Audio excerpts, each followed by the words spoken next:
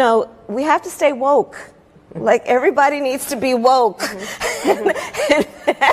And you can talk about if you're the wokest or woker, but just stay more woke than less woke.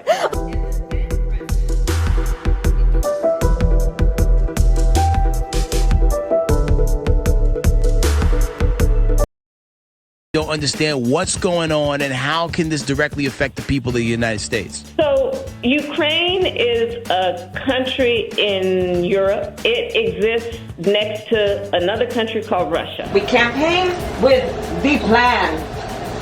Uppercase T, uppercase P, the plan. Do you have plans to visit the border? Not today. But I have before, and I'm sure I will again. I've said I'm going to go to the border. And when are you going to the border, Vice President? The administration has asked. I'm not finished.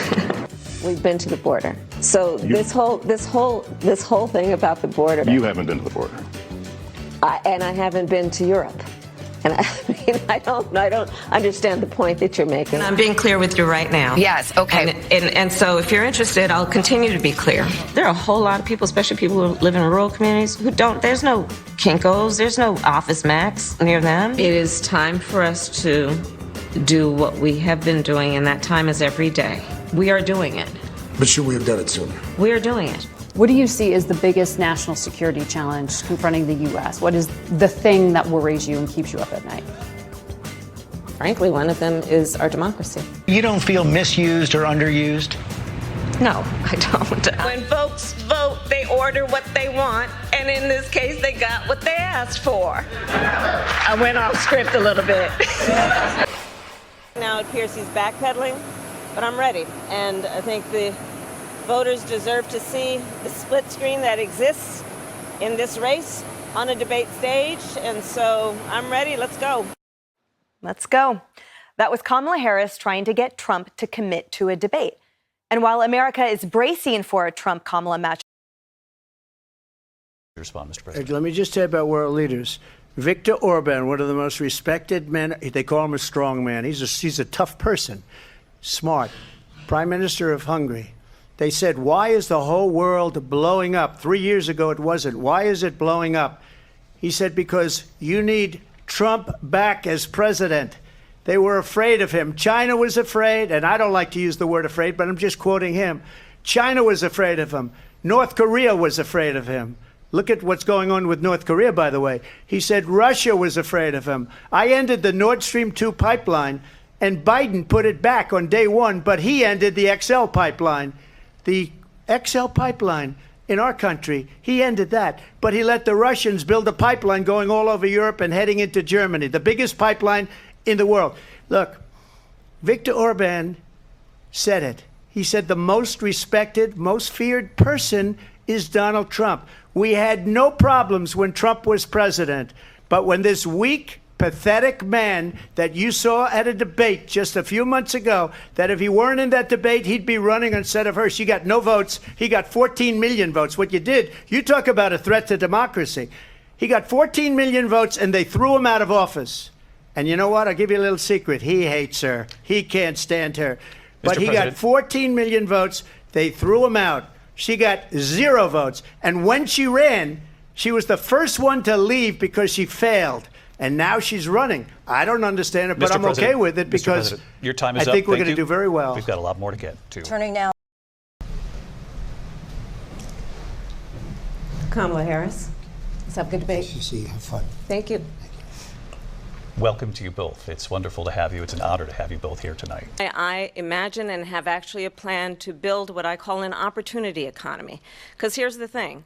We know that we have a shortage of homes and housing, and the cost of housing is too expensive for far too many people. I had no inflation, virtually no inflation. They had the highest inflation perhaps in the history of our country because I've never seen a worse period of time. People can't go out and buy cereal or bacon or eggs or anything else. The people of our country are absolutely dying with what they've done. And I'm going to actually do something really unusual, and I'm going to invite you to attend one of Donald Trump's rallies, because it's a really interesting thing to watch. You will see during the course of his rallies, he talks about fictional characters like Hannibal Lecter. He will talk about windmills cause cancer. And what you will also notice is that people start leaving his rallies early out of exhaustion and boredom. So she can't talk about that. People don't leave my rallies. We have the biggest rallies, the most incredible rallies in the history of politics. That's because people want to take their country back. In Springfield, they're eating the dogs, the people that came in. They're eating the cats. They're eating the pets of the people that live there. And this is what's happening in our country, and it's a shame. I just want to clarify here. You bring up Springfield, Ohio, and ABC News did reach out to the city manager there. He told us there have been no credible reports of specific claims of pets being harmed, injured, or abused by individuals within the immigrant community. Well, I've seen people on television. Let me just say here, this is the people on television say my dog was taken and used for food. So maybe he said that, and maybe that's a good thing to say for a city manager. I'm not taking this from television. But the people are on television saying their manager. Dog was eaten by the people that went there. Again, the Springfield city manager says there's no evidence of that. For 52 years, they've been trying to get Roe v. Wade into the states. And through the genius and heart and strength of 6 Supreme Court justices, we were able to do that. When Congress passes a bill to put back in place the protections of Roe v. Wade, as President of the United States, I will proudly sign it into law. They have abortion in the 9th month. They even have, and you can look at the governor of West Virginia, the previous governor of West Virginia, not the current governor, who's doing an excellent job, but the governor before, he said the baby will be born and we will decide what to do with the baby. In other words, we'll execute the baby. That bill would have put more resources to allow us to prosecute transnational criminal organizations for trafficking in guns, drugs, and human beings. But you know what happened to that bill? Donald Trump got on the phone, called up some folks in Congress, and said, kill the bill. And you know why? Because he'd prefer to run on a problem instead of fixing a problem.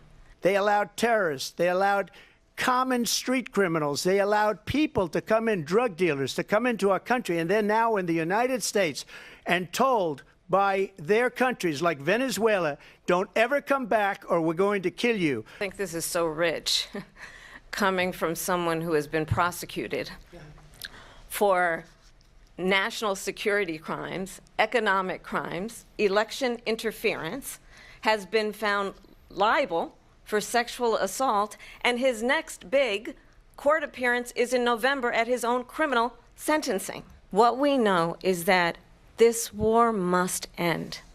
It must end immediately, and the way it will end is we need a ceasefire deal and we need the hostages out.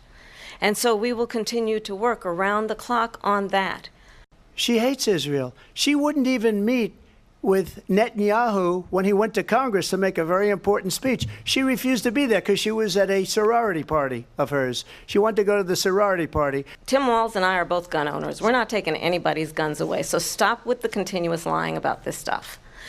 Are you now acknowledging that you lost in 2020? No, I don't acknowledge that at all. But I you said did that say sarcastically. That. You know that. It was said, oh, we lost by a whisker. That was said sarcastically. Donald Trump was fired by 81 million people. So let's be clear about that. And clearly he is having a very difficult time processing that. Stay up to date with this story and more. Subscribe to our Watch Fox YouTube page. Be sure to... Let's go.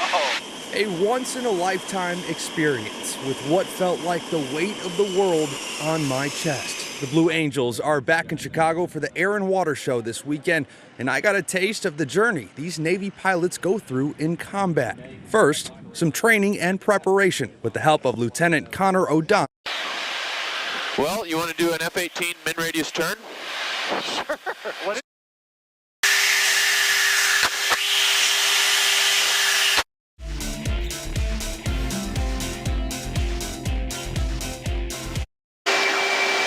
All right, here we go. Roll inverted.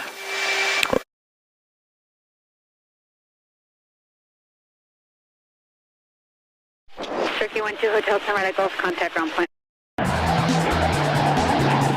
Ever heard of pulling? All right, let's turn now to ringing in Memorial Day weekend with it. Those pilots have are truly remarkable. I got to fly with the Blue Angels when I was working as an anchor. Natalie, can you hear me? I can hear you.